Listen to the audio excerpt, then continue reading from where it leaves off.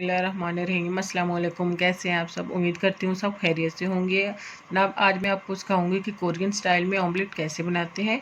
उसके लिए मेरे पास 3 अदद अंडे हैं। देखिए, मेजरमेंट कर लिया मैंने, जितने अंडे हैं उतना ही पानी लिया है, उससे ज़्यादा मत लीजिएगा। ये मसाले हैं, मसाले में एक चिकन का पीस है मेरे पास जो बॉयल्ड है, हाफ़ टी स्पून नमक है, हाफ़ टी स्पून काली मिर्च है, 1 टी स्पून इसमें प्याज जाएगा, 1 टीस्पून इसमें कैरेट और ये हाफ़ टी स्पून इसमें चीनी जाएगी। अब बाउल में डालेंगे अंडे।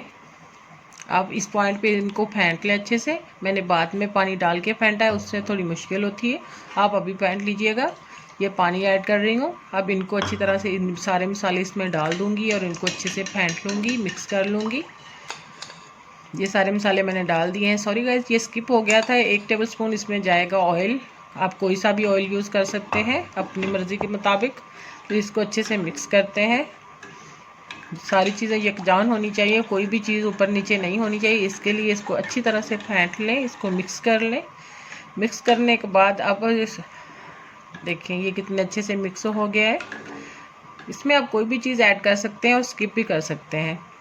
ये देखिए, अब मेरे पास ये पैन है, पैन में मैंने 2 गिलास पानी के डाले हैं। इसको बॉयल होने तक इसका वेट करेंगे।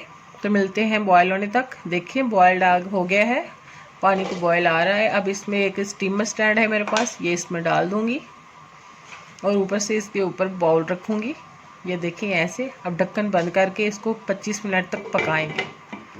तो मिलते हैं 25 मिनट के बाद। देखिए तब तक इसको आप बहुत अच्छे तरीके से पक जाएगा ये।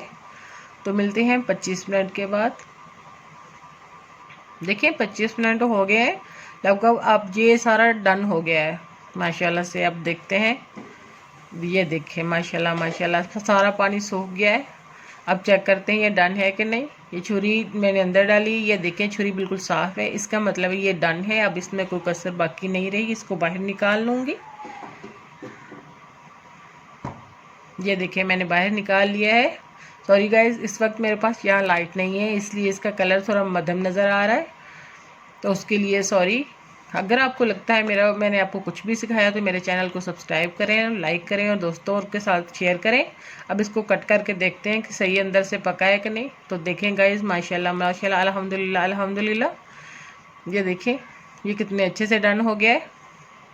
चलती हूँ, दुआओं में याद रखिएगा। अल्लाह हाफिज़।